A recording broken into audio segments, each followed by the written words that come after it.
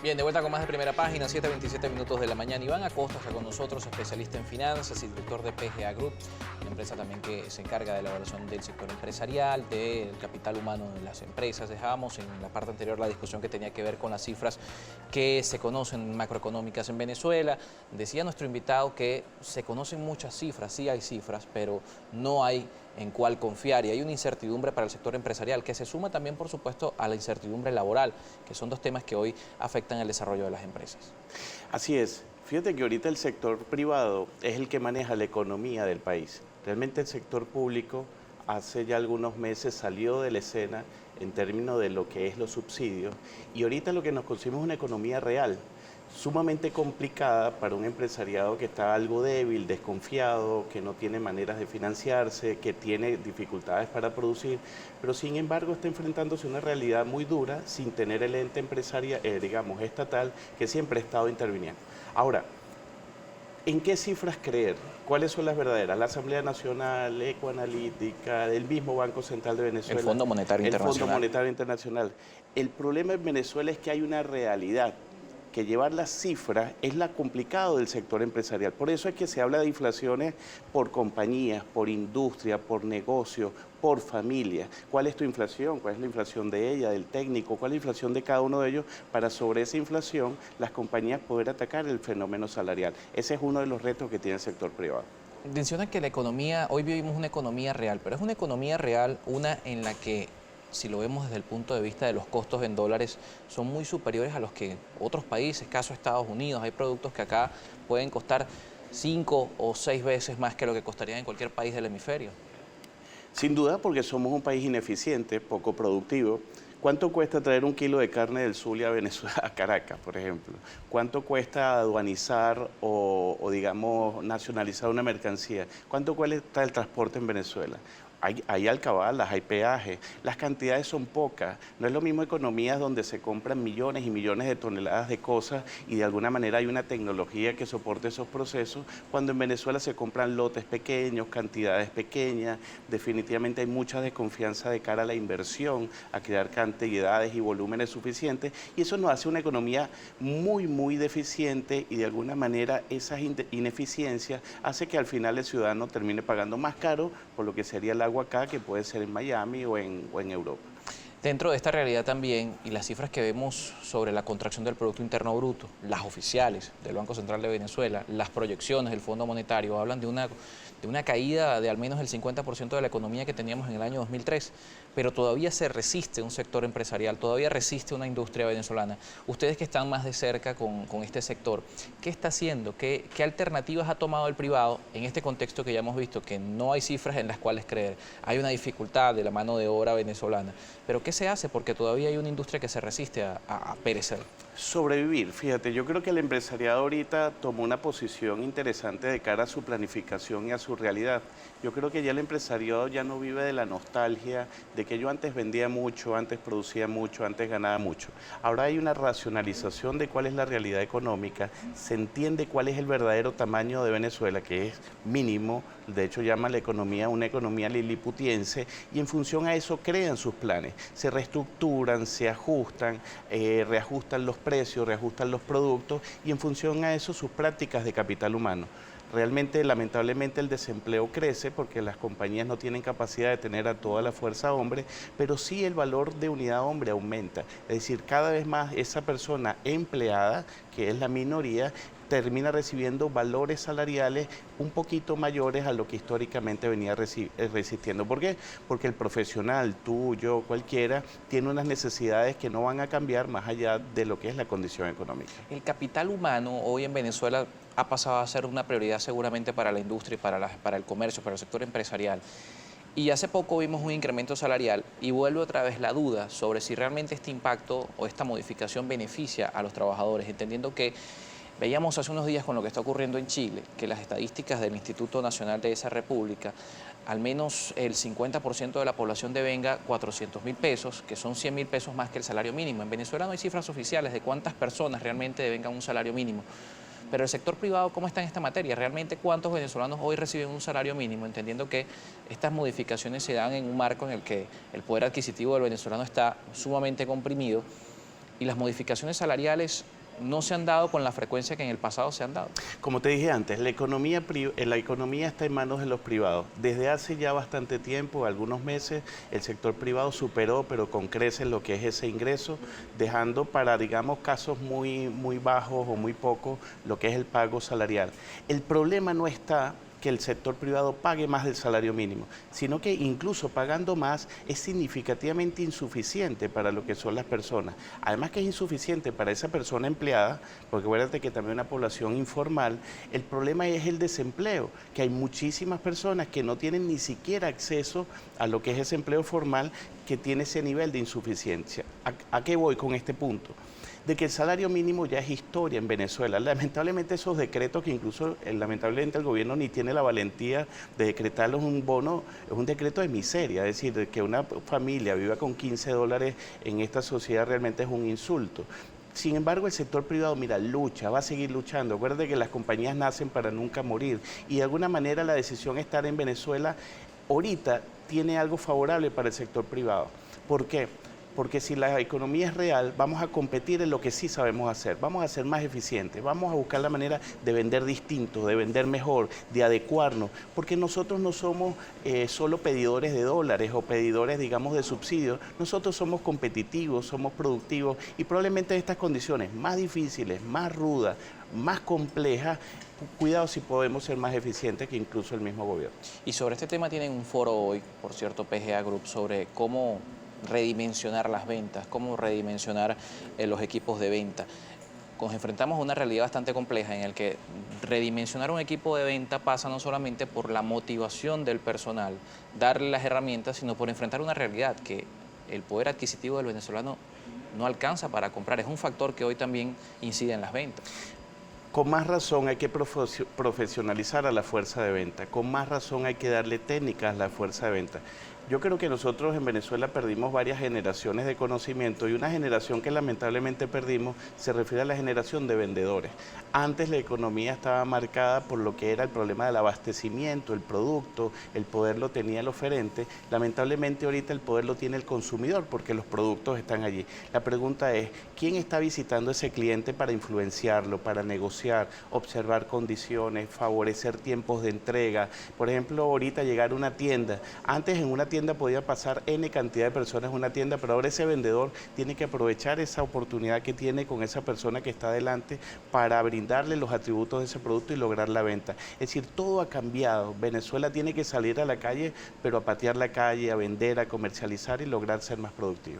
Dentro de esto y dentro de la situación económica también está la seguridad jurídica, que es un tema fundamental que para las empresas hoy impide la inversión de capital extranjero en el país. Hay incertidumbre de una posible expropiación, pese a que hace algunos años no se han dado expropiaciones.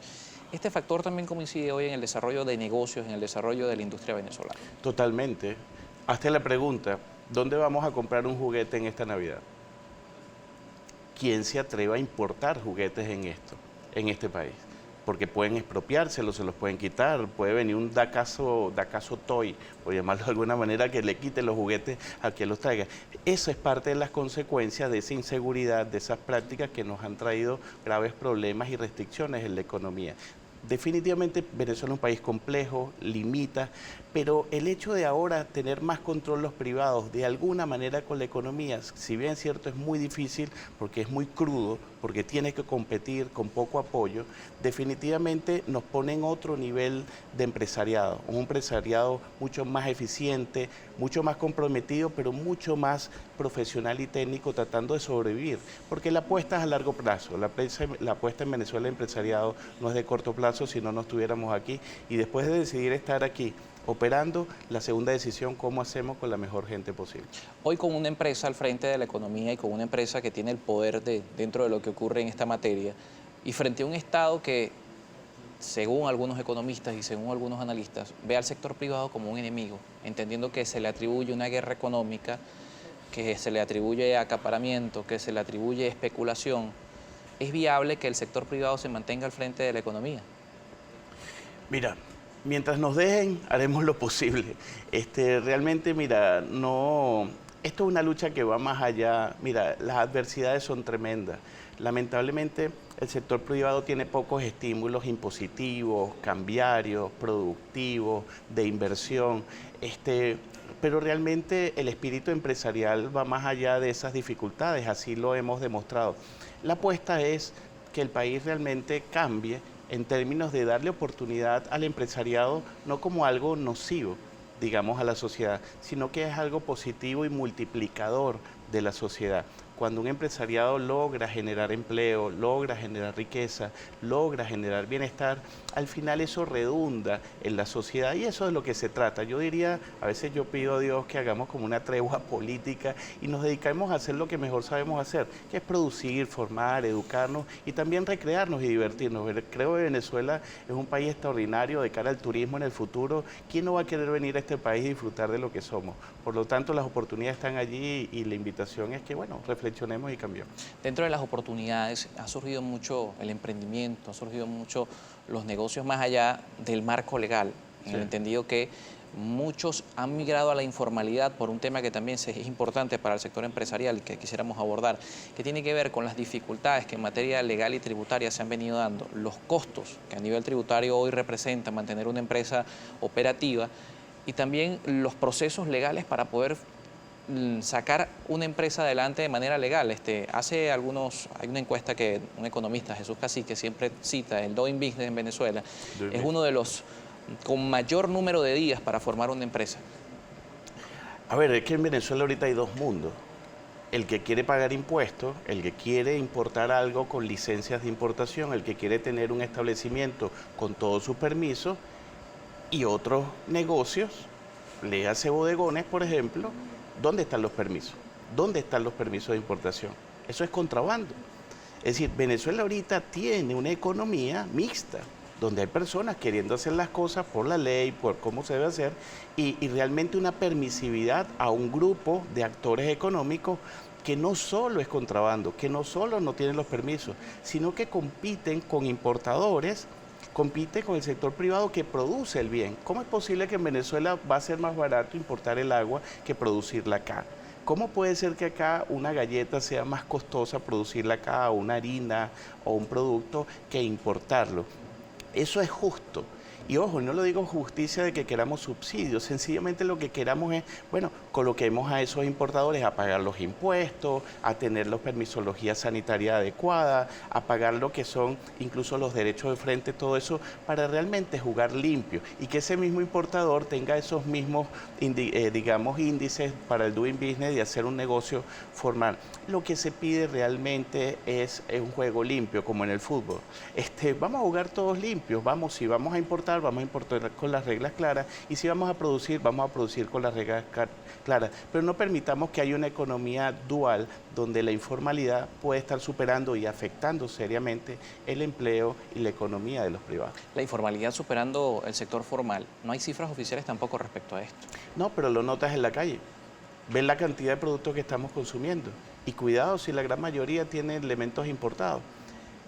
Y no solo eso, tienes importados con temas del dólar, porque el dólar ahorita con la sobrevaluación que tiene permite importar, porque es relativamente económico, pero hace muy caro el esfuerzo de exportación que veníamos haciendo. Es decir, Venezuela hasta hace poco había abierto sus posibilidades de exportaciones no tradicionales, más allá del petróleo. Estábamos exportando tuberías, plásticos, cartones, vidrio, elementos orgánicos, inorgánicos. Lo estábamos haciendo hasta hace poco, bueno, porque la necesidad nos obligaba a compensar lo que había, petróleo no había. La pregunta es que eso se acaba de morir al abrir los temas de importaciones y al sacrificar lo que son las variables de exportación, porque somos un país costoso, somos un país caro, dada la ineficiencia que tenemos en términos productivos. Pero seguimos en la región teniendo una mano de obra barata, porque una realidad hasta hace por lo menos unos meses es que Venezuela tenía un potencial muy increíble por ser un país de mano de obra de bajo costo. Claro, pero ¿qué haces tú con una mano de obra barata? Supongamos en el mundo de tecnología, ¿qué haces tú con una mano de obra barata si no se puede conectar a Internet? ¿Qué haces tú con una mano de obra barata que va a una industria que a la hora de cuando lo sacas por la devaluación termina siendo el producto por mano de obra y por el costo del producto mucho más caro que en otro lugar? ¿Cómo haces tú con el tema ahora de las sanciones? Porque estamos sancionados y es difícil el intercambio con el tema del entorno. Entonces, sí, podemos tener una mano de obra barata, pero la pregunta es, ¿está el tope de la modernidad y la tecnología y la educación y los conocimientos del mundo moderno? ¿O de alguna manera estamos todavía con un rezago educativo que permitiría o dificultaría insertarnos en el mundo moderno? Los problemas de servicio, los problemas de productividad, los problemas económicos hacen que esa mano de obra no la podamos aprovechar de una manera mayor o mucho más relevante en lo que es en el entorno regional y mundial. Bien, estamos conversando con Iván Acosta, especialista en finanzas y también director de el PGA Group. Vamos a revisar también su participación a través de las redes sociales. Recuerden la etiqueta Primera Página. Nuestra compañera Daniela Salas lista para leer sus comentarios.